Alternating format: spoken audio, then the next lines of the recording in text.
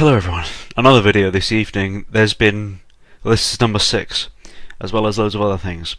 I figured I'd try the glasses, maybe it's a new look, but it just looks like I'm kind of wearing goggles with the headset and everything. I know, I appreciate I look a bit unhealthy. It's been a weird couple of weeks. I've developed weird personal tics, like scratching myself. I'm uncomfortable about something. Anyway, vlogging aside, I will be doing this talk in London on the 24th, as people know, at the London Forum, which is interesting. I wanted to talk about a couple of things right now. Ordinarily I put these sorts of videos elsewhere, but I figured why not? I'll throw it up here. Just disrupt my inactivity by spewing something kind of semi-high quality, semi-not so high quality together onto the internet, onto my channel. Yeah, my talk on the 24th, I will probably talk about Logos and self-actualization. I don't even know how I'll even begin. I will likely bring some notes with me. I'll probably ad-lib it again. A huge part of improvising a talk like that will be reading the mood of the room and feeling that interplay. When I did the talk at the Extremist Club, you had that. It's really strange. That was the first speech I've ever given, and I was really outside of my comfort zone there, like socially. I'm very introverted. I haven't left. Going to London with my cousin by myself in that sort of instance was first thing I've really ever done like that. I'm quite insular. It's not good. Anyway, growing out of that fucking about time. But at the Extremist Club, you felt this interplay between oneself and the crowd. It's strange to think about, and it feels a sort of power.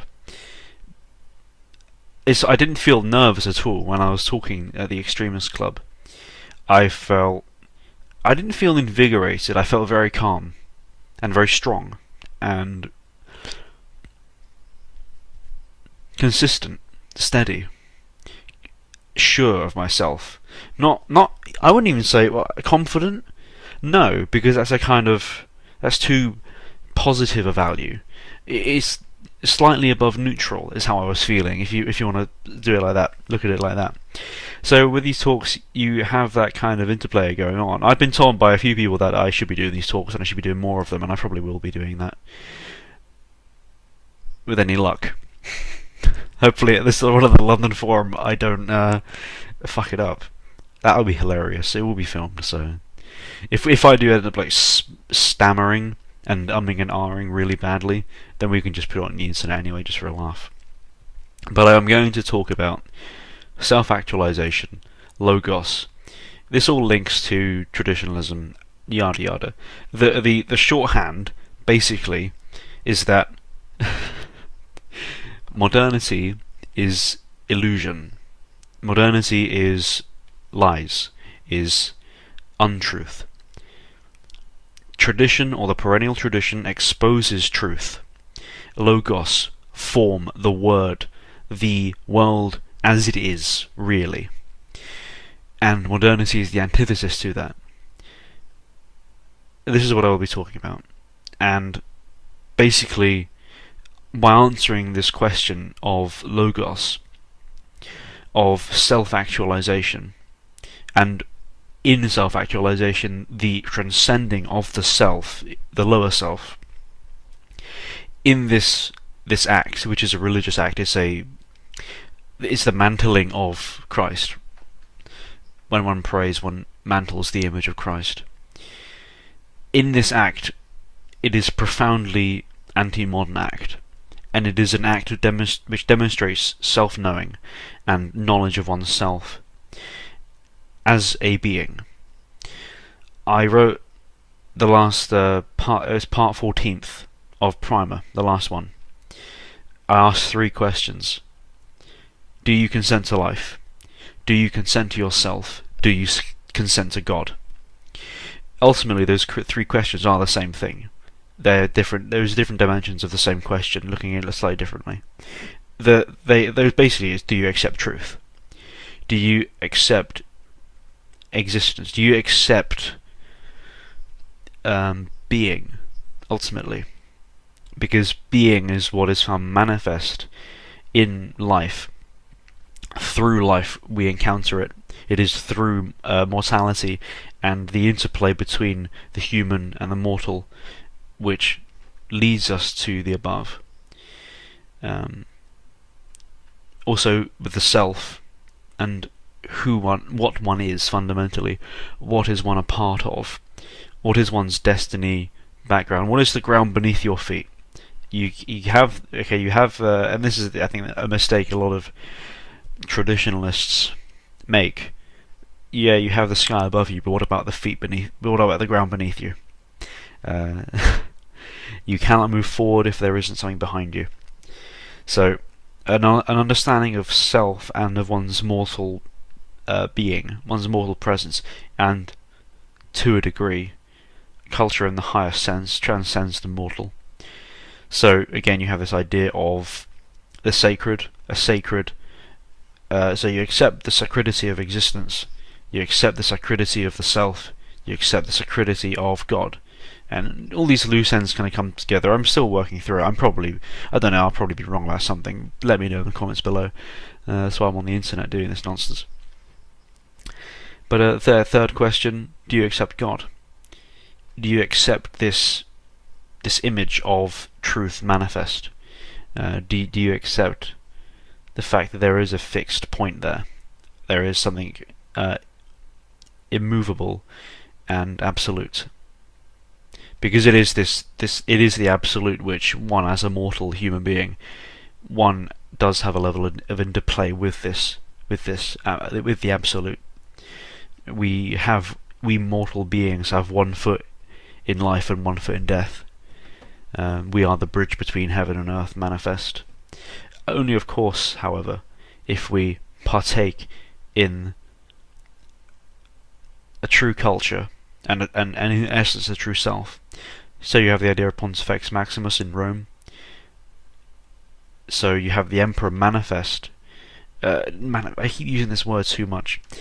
The Emperor is the bridge between heaven and earth, but the Emperor is uniquely Roman.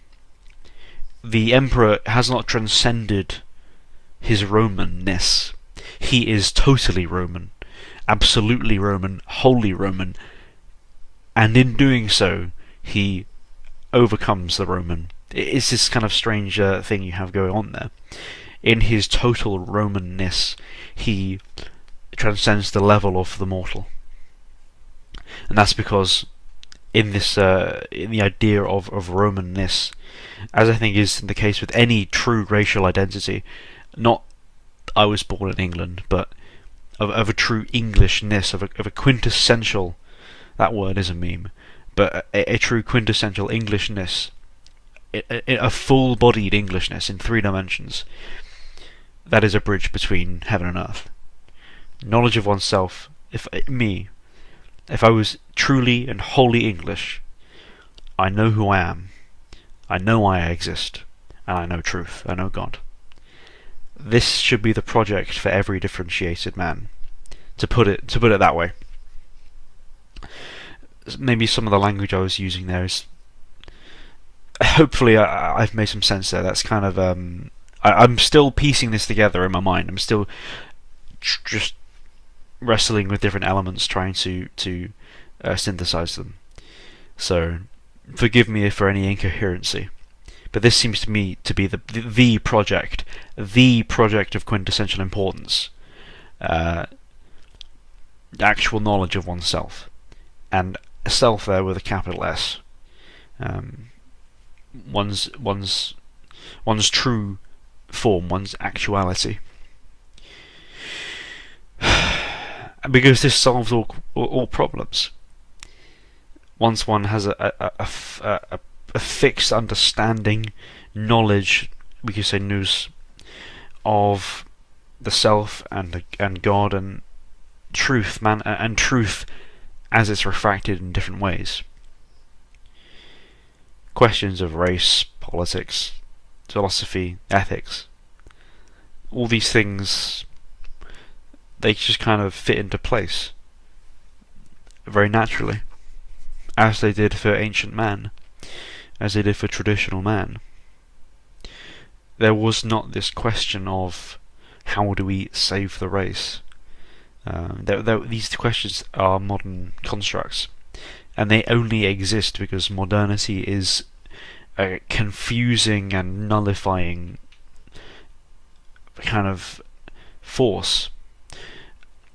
I'm hesitant to apply the designator of force to modernity because that implies a positive value, and modernity isn't a positive value, it's a negative value, it's a negation.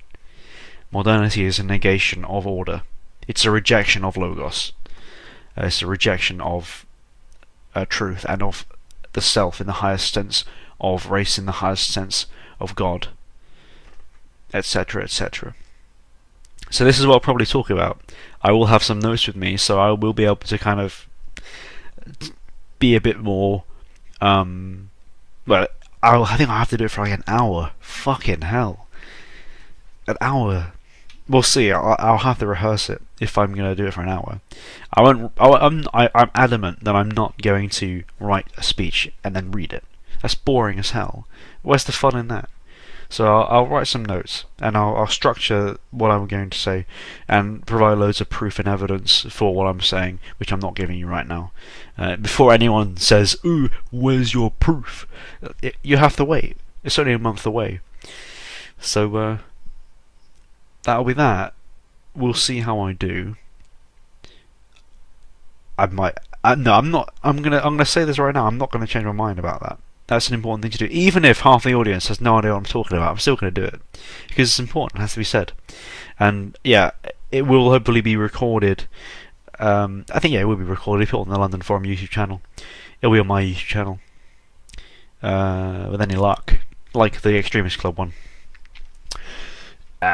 Yeah. So, of course, still doing meetups on the Saturday. Yeah. So I didn't really clarify that. I'll be leaving on Friday the 23rd, and I'll be getting there on Friday as well. I'll be staying Friday night and Saturday night. The speech is on Saturday evening, so Saturday day, morning, most of the afternoon I'll be free. Sunday I'll be leaving like early 10 o'clock-ish. So yeah, I'm free to meet up with people in London mid-Saturday. I don't know who wants to wander around London with me. I mean, London of all places, but the option is there should anyone have those sorts of weird desires. I must also must I? Yeah, I must say actually that I do have a room spare. No, not a room, a bed spare. Jez, who organises these things, as we know, booked my hotel and everything. I think I'm staying in the same hotel as Greg Johnson and other people.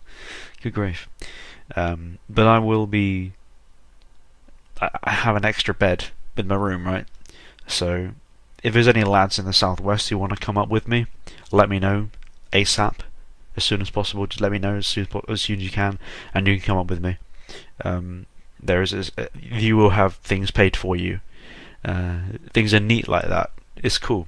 So we'll do that should anyone in the southwest want to attend this gathering and hear me ramble about this bullshit, and other people rambling about stuff which is potentially more interesting. We'll see. It'll be a good competition. So thank you for listening.